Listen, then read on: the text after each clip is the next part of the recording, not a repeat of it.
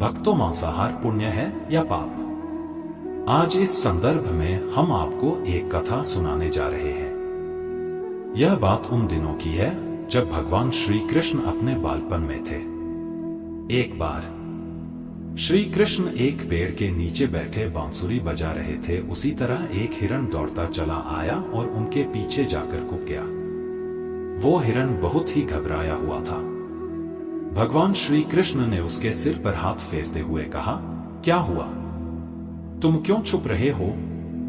उसका पीछा करते हुए एक शिकारी भी वहां पहुंचा और बोला, यह मेरा शिकार है, इसे मुझे दे दो, इस पर मेरा अधिकार है।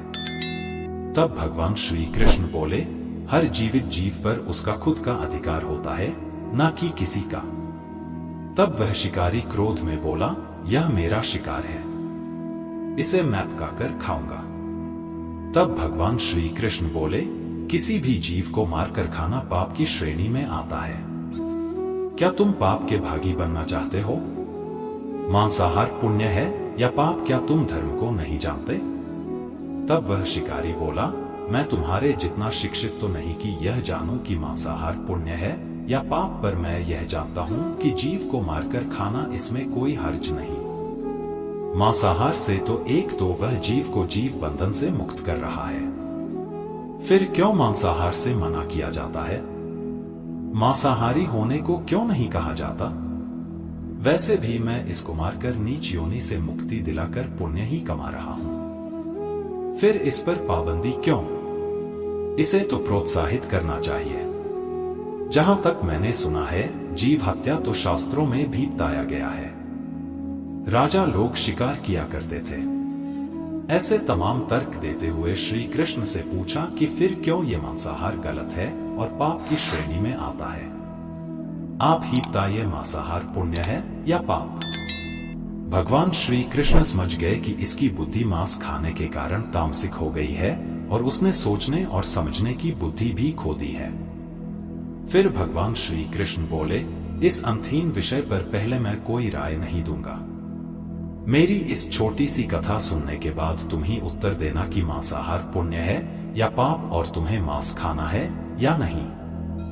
वह शिकारी सोचने लगा कि इसमें मेरा तो कोई घाटा नहीं है, इस कथा को मैं सुन ही लेता हूं, मेरा मनोरंजन भी हो जाएगा और बाद में मुझे इसका मांस भी मिल जाएगा। तो भगवान श्री कृष्ण ने अपनी कथा आरंभ की। एक बारमगढ़ में खाद्य संकट खड़ा हो गया तो अन्न का उत्पादन कम रहा। राजा को चिंता हुई कि यदि इस समस्या का शीघ्र निदान नहीं किया गया तो संरक्षित अनाज कोष भी खत्म हो जाएगा और संकट भीषण हो जाएगा। तो सम्राट ने अपनी राज्यसभा में पूछा, देश की खाद्य समस्या को सुलझाने के लिए सबसे सस्ती वस्तु क्या है? मंत्रीगण सोच में पड़ गए।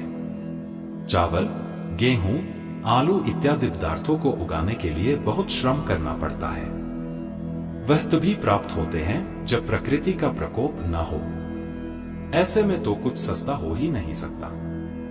तभी शिकार का शौक रखने वाले एक मंत्री ने सोचा कि ही उत्तम अवसर है, क्यों न अंधाधुंध शिकार के लिए राजा की अनुमति ले ली जाए। उसने सभा में कहा कि सबसे सस्ता खाद्य पदार्थ है मांस। इसके लिए धन का खर्च भी नहीं है और पौष्टिक खाना भी मिलता है। सभी सामंतों ने इस बात का समर्थन कर दिया, लेकिन मगध के प्रधानमंत्री अभी भी चुप थे। सम्राट ने पूछा, प्रधानमंत्री आप चुप क्यों हैं? आपने कोई अनुमोदन नहीं किया, आपका क्या मत है? प्रधानमंत्री ने कहा, मैं यह नहीं मानता कि यह कथन सही है कि मांस सबसे सस्ता पदार्थ है। फिर भी इस विषय पर मैं अपने विचार आपके सामने कल रखूंगा। प्रधानमंत्री उसी रात मांसाहार का प्रस्ताव रखने वाले सामंत के घर पहुंचे।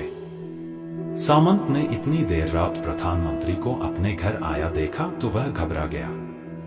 किसी अनिष्ट की आशंका से वह कांप गया। प्रधानमंत्री ने कहा, संध्या को महाराज बीमार हो गए, उनकी हालत बहुत ही खराब है।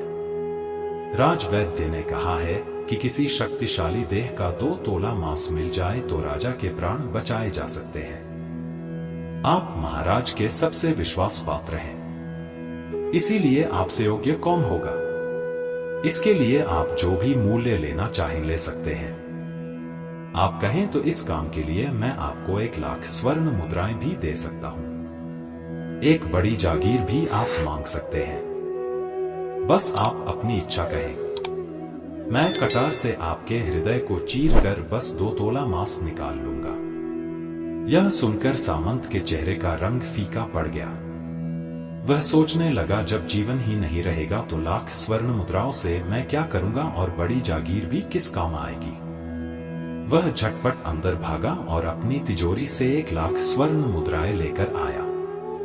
मुद्राएं देकर उसने प्रधानमंत्री के पैर पकड़ लिए और गिड़गिड़ाते हुए बोला, श्रीमंत, मैं आपकी 1,00,000 मुद्राओं में अपनी 1,00,000 मुद्रा और मिलाता हूं। इस पैसे से आप किसी और सामंत के हृदय का मांस खरीद, लेकिन तू मुझे जाने दे। यह बात किसी और को पता न चले। मैं आपसे आग्रह करता हूं। प्रधानमंत्री जी यह सब समझ चुके थे। वह उसे थोड़ी और मानसिक पीड़ा देना चाहते थे। प्रधानमंत्री ने आगे कहा, सामंत, आप शरीर से बलिष्ठ हैं। आपकी कद काठी महाराज से मिलती जुलती है। इसीलिए राजवैद्य ने खासतौर पर आप ही का नाम लिया है। आपके दान से हमारे अच्छे राजा की जिंदगी बच सकती है। आप कहे तो मैं आपको प्रधानमंत्री का पद देने को तैयार हूं और खुद आपका कर्मचारी बनकर रहूंगा, पर प्रजा से हमारे राजा न छीने। सामंत तो फंसता हुआ दिख रहा था। उसने शरीर पर अंगवस्त्र रखकर अपने जूते भी पहन लिए। जैसे ही वह वहां से भागने वाला था, वह तुरंत प्रधानमंत्री के पैरों में लेट गया।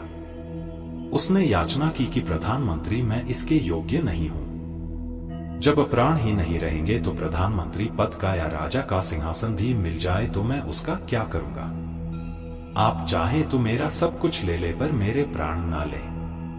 मैं अपना ये भवन और सारा धन आपको सौंपता हूं। रातों रात राज्य से निकल जाऊंगा। इतना कहकर वह अपने घोड़े की ओर भागा और जैसे ही अपना घोड़ा गठने लगा, आवाज आई, अभी अभी अपने पीछे गए तुम अपने परिवार को भी छोड़े जा रहे हो। सामंत बोला, मेरे प्राण से प्रिय कुछ भी नहीं है। जब जीवन ही न रहेगा तो कुटुंब का क्या करूंगा। जीवन रहा तो ऐसे ही सुखी रह लूंगा। इतना कहकर घोड़े पर छलांग लगाकर बैठ भी गया। वह अभी चलने को ही था कि प्रधानमंत्री ने घोड़े की साख पकड़ ली। वह सामंत से बोला, भागने की जरूरत नहीं है। आप आराम से घर पर ही रहो। मैं किसी और का प्रयास करता हूं। यह कहकर प्रधानमंत्री वहां से चले गए। प्रधानमंत्री के वहां से जाने पर सामंत के अंदर कुछ जान तो आई, परंतु बेचैनी बनी रही। उसकी नींद खराब हो चुकी थी। मुद्राएं लेकर प्रधानमंत्री बारी बारी से सभी सामंतों के घर पहुंचे और सभी से राजा के लिए हृदय का 2 तोला मांस मांगा, परंतु कोई भी राजी न हुआ। सबने अपने बचाव के लिए प्रधानमंत्री को 1,00,000 और 5,00,000 मुद्राएं तक दे दी। इस प्रकार प्रधानमंत्री ने एक ही रात में करोड़ों स्वर्ण मुद्राएं जमा कर ली। फिर सुबह होने से पहले ही अपने महल में पहुंच गया। अगले ही दिन राजसभा में सभी सामंत समय से पहले ही पहुंच गए। सभी यह जानना चाहते थे कि राजा स्वस्थ है कि नहीं, लेकिन कोई भी किसी से भेद नहीं खोलता था। सबको राजवैद्य की तलाश थी। उनसे ही उन्हें उच्च सूचना मिल सकती थी। प्रधानमंत्री ने सैनिकों को आज्ञा दे रखी थी कि जब तक महाराज राजसभा में न आए, किसी भी सामंत को भी महल से बाहर जाने की आज्ञा नहीं है। राजा सभा में अपनी चिर परिचित गति में आए और अपने सिंहासन पर आकर बैठे। सभी सामंतों ने देखा कहीं से भी राजा उन्हें अस्वस्थ नहीं लगे। उन्हें तो कुछ हुआ ही न था। प्रधानमंत्री ने उनसे झूठ बोला। हर सामंत के मन में यही विचार चल रहा था, पर कोई भी किसी और को कुछ भी न बोल रहा था। तभी प्रधानमंत्री ने राजा के समक्ष 1 करोड़ स्वर्ण मुद्राएं रख दी। राजा ने पूछा, ये स्वर्ण मुद्राएं किसके लिए है और कहां से आई? प्रधानमंत्री ने कहा, 2 तोले मांस के लिए इतनी धनराशि जुटाई है, पर मांस न मिला। अपनी जान बचाने के लिए सामंतों ने यह मुद्राएं दी हैं। अब आप यह विचार कीजिए, मांस कितना सस्ता है। राजा को बात समझ में आ गई। उन्होंने प्रजा को अतिरिक्त परिश्रम करने का निवेदन किया और राजा के अनाज भंडार में से अनाज निकालकर श्रमिकों को दिया गया। उन्होंने पौष्टिक सब्जियों की खेती का तुरंत आदेश दिया। वह 1 करोड़ स्वर्ण मुद्राएं इसी कार्य के लिए और श्रमिकों के कल्याण के लिए खर्च की गई। ऐसे साग सब्जी तेजी से उगी जिससे प्रजा का कल्याण भी हुआ और पौष्टिकता भी मिली। कुछ समय बाद मौसम अनुकूल हुआ और खेती लहलहाने लगी। इस प्रकार राज्य से खाद्य संकट दूर हुआ। तो मित्रों, जीवन का यह मूल्य भगवान श्री कृष्ण हमें इस कथा के जरिए समझाना चाहते हैं कि हम यह न भूलें कि जिस तरह हमें अपनी जान प्यारी है, उसी तरह सभी जीवों को अपनी जान प्रिय होती है। अपने दिल से जानिए पराये दिल का हाल। यदि संसार के संबंधों से मुक्त करने का तर्क सही है, यदि जीव हत्या जीव को संसार बंधन से मुक्त करने का तरीका है, तो अत्याचारी द्वारा किया गया नरसंहार भी मान्य है। जिन जीवों को मारकर आप खा रहे हैं, उन्हें तो प्राण बचाने का अवसर भी नहीं मिलता। बर्बरता सिर्फ वही नहीं है जहां सिर्फ मानव का रक्त बहता है। बर्बरता उसे भी कही जाती है जहां स्वार्थ के लिए किसी जीव की हत्या कर दी जाए। हम अंत समय में जिंदगी भर के पापों के लिए जिंदगी भर सुकर्म करने की कोशिश करते हैं, परंतु हम यह भूल जाते हैं कि जब वह जीव हमारे लिए काटा गया और हमारे लिए तड़पा, उसका श्राप हमें इस जीवन में ही नहीं बल्कि अगले जीवन तक नहीं छोड़ता। परमात्मा से यह ज्ञान पाकर शिकारी परिपूर्ण हो गया और उसे ज्ञान की प्राप्ति हो गई और वह जान गया कि महानता जीवन लेने में नहीं बल्कि जीवन देने में है। शिकारी भगवान के आगे हाथ जोड़कर वहां से चला गया और उसने कसम खा ली कि वह अपने संपूर्ण जीवन में किसी को भी कभी चोट नहीं पहुंचाएगा। आज के लिए बस इतना ही। मिलते हैं एक और नए वीडियो पर। जय हिंद, जय भारत।